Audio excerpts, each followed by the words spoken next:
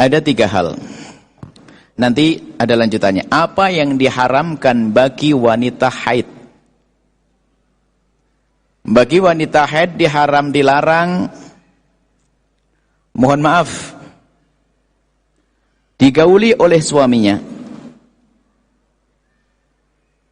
Digauli ini maknanya, mohon maaf, memasukkan wilayah tersebut.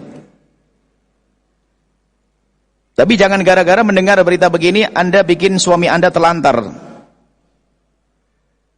Ini harus menjadi wanita yang cerdas, aktif, inovatif. Karena suamimu seorang yang soleh, mungkin melihat di luar ada aurat yang kebuka, lalu dia bangkit syahwatnya dan dia takut yang haram, pulang ke rumah istrinya haid. Lalu Anda cuek tidur begitu saja sambil ngorok lagi. Anda tidak punya perasaan.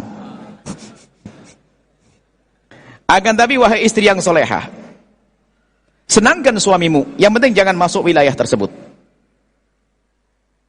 Senangkan suamimu asalkan jangan masuk wilayah tersebut. Memang sebagian Imam Nawawi mengatakan faqal izar, boleh bermesraan, yang penting pakai sarung. Enggak pakai sarung pun pendapat boleh, asalkan mohon maaf jangan masuk wilayah itu. Seorang laki-laki yang mengeluarkan air mani dengan tangannya sendiri hukumnya haram. Tapi kalau mengeluarkan air mani dengan tangannya istri maka tidak haram. Maka jadilah wanita cerdas. Kalau sudah selesai dia langsung tidur habis itu, tidak mengganggu Anda lagi. Tolong jadi wanita cerdas. Sebab banyak orang mengeluh ini, yang senyum ini kayaknya pernah kecewa ini. Paham ibu yang soleha? Senangkan saat itu Anda berdandan yang cantik hanya satu rok, jangan masuk wilayah itu. Ini ilmu juga, fikih juga perlu dihadirkan di sini. Kadang perempuan kalau sudah haid libur tahajud, libur buatin kopi, libur buatin sarapan, macam-macam libur. Bersenang-senang dengan suami tetap saja boleh. Ya, tapi kalau masukkan ke wilayah tersebut haram dalam keadaan haid. Kemudian tidak boleh menyentuh, tidak boleh masuk masjid. 4 madhab. Masuk maknanya tinggal, al-muqtu. Kalau lewat misalnya ibu, maka di sini alhamdulillah ada wilayah tempat nyaman di luar itu, di luar saja yang lagi haid. Tiba-tiba anaknya lari ke dalam masjid, boleh mengambil anaknya. Murur, boleh. Ngelewati atau pengen manggil suaminya, susah. Mau ngambil kunci mobil, mau istirahat di mobil, masuk ke dalam nyari suaminya, boleh. Murur, tapi nggak boleh muqt, nggak boleh diam. Kalau diam adalah haram 4 madhab. Di sana ada pendapat kalau sudah pakai pembalut dan sebagainya, kami tidak mengambil. Karena nggak darurat dalam hal ini. Masjid masih luas dan sebagainya. Tapi biarpun tidak boleh tinggal di dalam masjid, bukan berarti nanti harga mati. Misalnya suatu ketika musim hujan deras, Anda sakit asma segala macam. Tatonya apa? Suaminya lagi sholat, Anda kehujanan di pinggir masjid, enggak. Anda masuk demi keselamatan Anda. Babnya beda. Atau di situ tidak terhormat, ada di sebuah tempat musola, suami Anda sholat, atau ada laki-laki nakal, Anda masuk ke masjid. Atau Anda ketakutan, Anda masuk ke masjid. Tinggal masjid karena takut boleh. Dalam keadaan normal yang nggak boleh tinggal di dalam masjid. Kalau masuk saja boleh. Masuk tinggal karena takut tadi boleh. Ya. Kemudian menyentuh, membawa Al-Quran. Menyentuh Al-Quran haram. Membawa Al-Quran haram. Menyentuh Al-Quran biarpun 1 lembar Al-Quran yang lepas dari Qurannya haram Anda bawa. Tapi jika Anda membawa dibarengi dengan yang lainnya tanpa Anda sentuh, enggak haram. Misalnya di tas Anda ada Qurannya, tapi di tas Anda kan ada macam-macam. Ada lempernya, ada, kan suka ngemil tuh. Misalnya kalau masih dicampur dengan yang lainnya, asalkan niatnya bukan untuk membawa Quran saja, ada 4 niat. Niat membawa Al-Quran saja, itu yang nggak boleh. Niat membawa Al-Quran sama yang lainnya, boleh. Mau niat membawa yang lainnya, boleh. Yang keempat, mutlak, pokoknya saya bawa, boleh. Di tas Anda ada Quran, Anda haid, nggak apa-apa. Yang penting jangan niat membawa Al-Quran saja. Tapi ada sesuatu yang lainnya di tas Anda bawa. Plus, itu membawa. Menyentuh nggak boleh, harga mati nggak boleh. Kecuali darurat, Anda melihat ada angin menerpa, mushaf jatuh ke lantai, takut diinjek orang. Sementara banyak orang lewat, Anda ambil biarpun Anda dalam keadaan haid untuk memuliakan Al-Quran. Membaca Al-Quran, pertanyaan satu tapi banyak, sebenarnya belum waktunya, nanti ada pertanyaan lagi, tidak apa-apa sudah. Membaca Al-Quran di dalam madhab kita Imam Syafi'i dan juga madhab Hambali dan juga madhab Hanafi, madhab Syafi'i khususnya, bagi wanita haid tidak boleh membaca Al-Quran kecuali Al-Quran, lafaz Al-Quran yang digunakan untuk zikir dan untuk menjaga diri yang diajarkan Nabi. Apa menjaga diri? Misalnya di saat Anda hendak tidur, Nabi mengajarkan kalau Anda hendak tidur, biar terhindar dari gangguan jin dan segala macam sihir, apa macam-macam, maka Anda tidur bacalah Qul a'udzu falaq, Qul a'udzu binnas, Qul huwallahu, Qul a'udzu binnas, ayat kursi. Kemudian tiupkan di tanganmu, lalu usapkan di sekujur badanmu.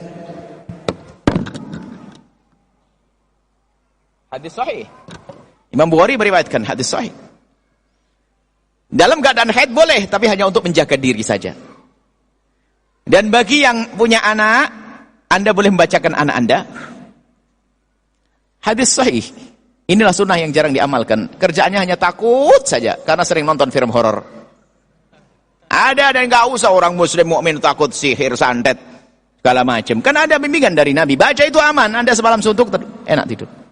Atau zikir yang diambil dari Al-Quran. La ilaha illa anta subhanaka inni kuntu minadh dhalimin. Itu istighfarnya Nabi Yunus. Boleh? Astaghfirullahaladzim. Dalam Al-Quran nggak apa-apa. Dalil dalam irama zikir boleh. Tapi kalau membaca Al-Quran bukan untuk zikir dan menjaga diri, haram di dalam madhab kita Imam Syafi'i. Jelas ya? Haram dalam madhab Imam Syafi'i. Cuman sengaja kami hadirkan madhab Imam Malik. Madhab Imam Malik. Tapi Anda tidak boleh main-main. Ini adalah untuk kasus-kasus darurat. Ada SMA, itu pengajian pelajaran agamanya hanya 1 jam. Sudah begitu dikasih jam akhir lagi, setengah ngantuk. Sudah begitu pas pelajaran Al-Quran, santri putrinya karena nggak bisa, siswa putrinya karena dia memang tidak pernah belajar Al-Quran, setiap disuruh baca Al-Quran, bilang sama ustadznya, lagi men ustadz. Masa diperiksa? Nggak mungkin kan? Madhab Malik, kasus tertentu. Waktu kami mengambil ilmu dari ulama Malikiyah, saya Syafi'i, kita Syafi'i, Malikiyah ternyata fatwa ini perlu disampaikan dalam keadaan tertentu, yaitu untuk belajar dan mengajar. Seorang guru kampung, Anda tidak usah khawatir madhab Malik. Guru kampung hanya mbak 1, neng 1 tuh. Ustadzahnya pada nggak mau, semuanya hanya 1 tak. Tatonya headnya 14 hari, santrinya bubar. Anda tetap ngajar Al-Quran, nggak usah megang. Biar santri yang membaca, membuka. Anda mentalkan boleh. Bismillahirrahmanirrahim. Alif lam mim. Ada baca, biarpun haid. Ditiru secukupnya saja untuk belajar dan mengajar. Yang lagi belajar haid, waktu haid pun tetap belajar. Ini kacau kalau tidak begini, sehingga nggak ada alasan nanti tetap belajar. Saya haid, nggak ada alasan. Madhab Malik, Imam Malik membaca dalam keadaan haid, tapi hanya untuk belajar dan mengajar. Karena ini penting dalam hal ini, sebab bayangkan anak SMA ngaku haid terus seumur hidupnya, nggak bisa baca Al-Quran. Jelas ya? Sampai di sini saja. Banyak sebetulnya nanti insyaallah. Itu madhab Malik. Jadi harus ikut. Nggak usah, gimana cara taklid, sudahlah. Pokoknya perkataan Ustadz Anda ikuti. Yang penting nggak main-main. Untuk belajar dan mengajar. Belajar dan mengajar. Termasuk yang punya hafalan Quran, yang takut hilang, boleh mengikut pendapat madhab Imam Malik. Tapi tetap tidak boleh megang Al-Quran. Orang lain yang membukakan boleh. Ya baca, boleh. Itu dalam madhab Imam Malik. Bukan omongan saya. Omongan dari guru saya yang Maliki waktu itu. Sengaja kami hadirkan, dan memang suatu ketika kita menemukan di sebuah SMA seperti itu. Buya siswi saya selalu, saya suruh baca Al-Quran, dia bilang, bilang nggak ada main-mainan sekarang. Baca. Untuk belajar dan mengajar. Mohon maaf, mungkin Anda mendengar dari Ustadz Anda yang madhab Syafi'i mengatakan tidak boleh, guru Anda benar. Karena itu madhab Syafi'i. Supaya saya dibenturkan. Ada orang membuat fitnah, saya diadu sama Ustadz. Saya ngomong madhab Malik, Anda ngomong madhab Syafi'i. Ini untuk solusi. Anda orang normal, Ibu Hajah yang soalnya sering ngaji, ya tenang aja ikut madhab Syafi'i, nggak ada masalah. Itu untuk kasusnya anak SMA yang ngejarang ngaji itu loh. Sama kasusnya ibu guru ngaji yang di kampung, ustadznya pada nggak mau ngajar, hanya mbak ibu satu ngajar, terus bubar santrinya. Ini kasus tertentu. Supaya saya tidak diadu dengan ustadz. Kadang ada orang senangnya buat fitnah, saya diadu. Wah, Bu Yayah yang ngomong begini. Wah, saya sampaikan, yang mengatakan orang haid tidak boleh membaca Al-Quran adalah benar di dalam mazhab Imam Syafi'i, Hambali, Hanafi. Selesai. Adapun untuk belajar mengajar bukan mazhab. Saya mendatangkan mazhab Malik untuk sebuah solusi. Jelas ya Allah, wallahu a'lam bissawab. Setelah Anda menyaksikan video ini, jangan lupa berselawat kepada baginda Nabi Muhammad sallallahu alaihi wa alihi wa sahbihi wasallam.